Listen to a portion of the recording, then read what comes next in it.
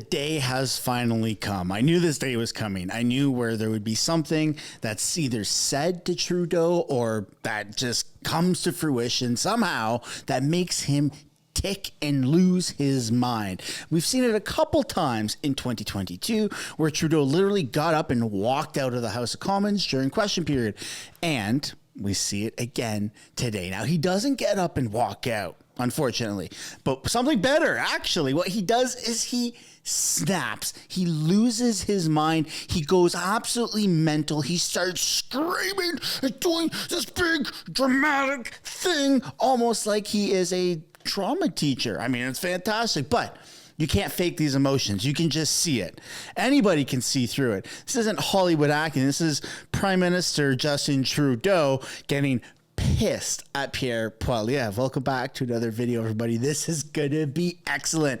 We are taking a journey together through the question period that just happened where Trudeau gets run through a whole bunch of different things, such as Pierre being condescending like he does, making Trudeau absolutely tick and snap, talking to Trudeau like he's a baby, saying it's okay, Trudeau, this is why it's wrong, that's why it's wrong, and that's also why it's wrong. This is going to be a fantastic journey, so buckle up because, well, you're gonna laugh. Here we go. Mr. Speaker, it's not just me anymore pointing out that deficits drive inflation. It's Mr. Sunshine Baby. It's Liberals. It's the former Liberal Finance Minister, John Manley, who said that the Liberal deficits are a bit like driving your car with one foot on the gas and the other on the brake, generally, especially if there's slushy conditions under your tires, end quote. He's pointing out that this Prime Minister presses his foot on the inflationary gas pedal while the Bank of Canada has to press on the brakes. The engine is eventually going to blow. We know Canadians cannot pay their bills. Will the Prime Minister be honest today and tell Canadians how much their mortgage payments will go up because of these rate hikes? The only thing blowing is Jagmeet to Trudeau. Let's take a specific example of what the Leader of the Opposition calls inflationary spending.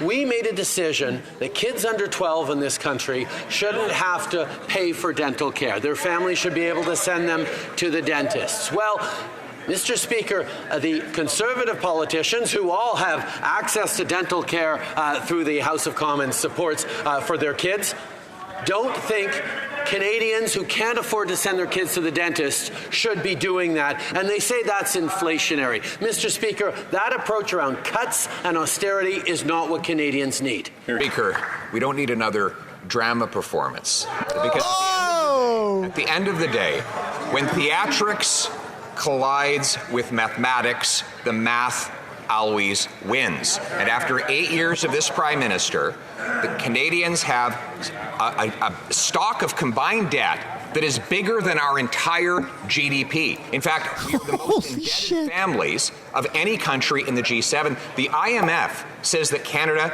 is the #1 at-risk country for mass mortgage defaults. Will he reverse his inflationary and high interest rate policies before people go broke? Here, here. Prime Minister. Here we go. Speaker, I've answered this question a few times, but the Leader of the Opposition continues to ask it because he refuses to go outside and see what is actually happening in Canada. Forest fires are raging. It's the worst year on record for forest fires already, but the fact is they are going to get worse in the coming years because climate change is real. And yet the Conservative Party continues to stand against the climate action that we've been taking, stand against the investments that we're making to support families, to support first responders. They continue to stand against help for Canadians who are losing their homes, losing their families, losing their livelihood. The Honourable Leader of the... It's coming up on this exchange. Has he really sunk into the low of exploiting these fires for political gain to distract from his inflationary and high interest rate policies? I'm glad he said that, by the way. I want to pause this. Because nobody has yet said this to Trudeau. No one has said to his face, hey, buddy boy, listen, you're politicizing forest fires and this needs to stop. So good job, Pierre. So ashamed of his economic policy and record. I'm going to have to interrupt this. Say it to his face. I'm getting noise from both sides. Finally. I know you can handle it. You do that well. But what I need to have is I want to hear what's being said, and I'm sure both sides want to hear what's being said. I'm going to ask him to start from the top, please. Mr. Speaker, this Prime Minister has just lowered himself to the worst steps to try and distract from his disastrous economic record. He's now using the forest fires to change the channel. This is even lower than I would have expected from him. Mr. Speaker, Canadians are going to sit down tonight to discuss how they're going to move into a small apartment because they're going to have to give up their homes after his inflationary policies have driven up interest rates on Canadian mortgage holders who have record debt. Will the Prime Minister keep the promise he made 6 months ago to balance the budget and bring down inflation and interest rates before folks go broke? The Right Honourable Prime Minister. Mr. Speaker, I've answered that question a dozen times. And for the Leader of the Opposition to consider that the forest fires that are taking people from their communities and destroying their homes are a mere distraction and not top of mind for people from coast to coast. Here he goes. Shameful. But the fact of the matter is he doesn't have anything to say about that because he refuses to put forward any real plan to fight against climate change, and he does nothing but fight against our plan to fight climate change. If he has a better plan, let him say it, because we've been waiting a long time for it. But he has no plan to fight climate change. God, Trudeau's gonna explode. Yes, while Canada is burning. Holy crap, I've never seen him get that upset. Hoi! That has never once happened ever in the history of the House of Commons. And just stick around because we have another clip where Pierre Poilievre starts talking to Trudeau like he's a baby. Stands against and indeed says they would cut. And I ask you, Mr. Speaker, and them through, how would cutting programs for Canadians help them in this difficult time? That's right. Leader of the Opposition. Here we go. Let me break it down. I've been trying with 20 questions to get him to understand. Here's the domino effect.